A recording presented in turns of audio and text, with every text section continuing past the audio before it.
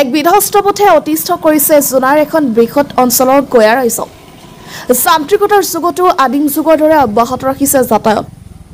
উন্নয়নৰ ঢাকঢোল বজাই থকা বৰ্তমানৰ উন্নয়নকামী চৰকাৰখনৰ কৃপাদৃষ্টি নপৰা জোনাই সমষ্টিৰ এখন বৃহৎ অঞ্চলৰ দৃশ্য এয়া। দৈনিক শতাধিক লোকে অহা যোৱা কৰা মূল পথৰ এই কদৰ্যময় পৰিৱেশে কেইবাবছৰ ধৰি অঞ্চলটোৰ ৰাইজক দেখুৱাই আহিছে জমৰ যাতনা।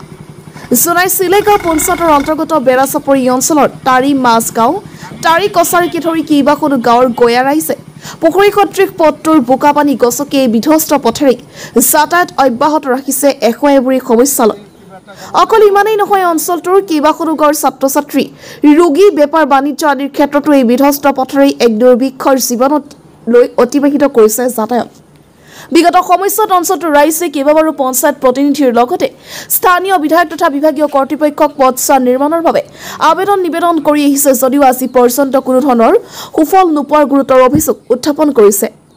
টাৰি কছাৰী বুলি কয়। আমি আশা কৰিছিলোঁ আগৰ বছৰৰ পৰা এইটো ৰাস্তাটো ভালকৈ কাম কৰি দিব বুলি, কিন্তু এইখন পঞ্চায়ত ইলেকশ্যন গ'ল আৰু আহি আছে MLA ইলেকশ্যন।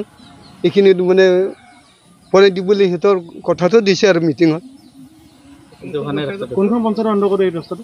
এইটো টাৰি কছাৰী ৰাবাঘাট ৱাৰ্ডত আছে। পঞ্চায়ত বৰ্তমান। কিমান বছৰ আগৰ পৰা এইটো ৰাস্তা তেনেকৈ?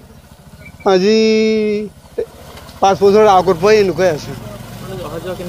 এনেকুৱাই চলি আছে যেনে তেনে। ল'ৰা ছোৱালী তেনেকৈ এনেকুৱাই যায়। অসুবিধা কি হয় ৰাস্তাটো? ৰাস্তাটো এইটোৱে আৰু কাদা ল'ৰা ছোৱালী যাবলৈ বহুত অসুবিধা হৈ থাকে। গাঁৱৰ কোনোবা বেমাৰ হ'লে কেনেকৈ লৈ যায়? এই যেনে তেনে ভাল ৰাস্তা মানে মানুহ লৈ কিনি এনেকুৱা লৈ যায় আৰু। চৰকাৰক কি আহ্বান জনাব আপুনি? এতিয়া এইটো ৰাস্তা বনাব লাগে বুলি আমি আহ্বান জনাম আৰু। আগতে ৰাস্তাটো বেয়া বনাই দিব লাগে বুলি কৈছিলে নেকি আপোনালোকে? কৈছিলে কেইবাৰমান ক'লে আৰু। এইটো মেম্বাৰ বিলাককো কৈছিলোঁ আমি, আৰু ইফালে প্ৰেচিডেণ্ট বিলাককো কৈছিলোঁ, MLA কো কৈছিলোঁ, একো নহ'ল, একো কৰি দিয়া নাই। তাই বস্তি ৰাস্তাটো কেতিয়া এনেকুৱা? ৰাস্তাটো হ'ল আজি 3 বছৰ মানে হ'ল আৰু এনেকৈ থকা। আপোনালোকে এইটো বোকাৰ মাজে অহা যোৱা কৰি? এইফালে অহা যোৱা কৰি নাহিলেতো উপায় নাই।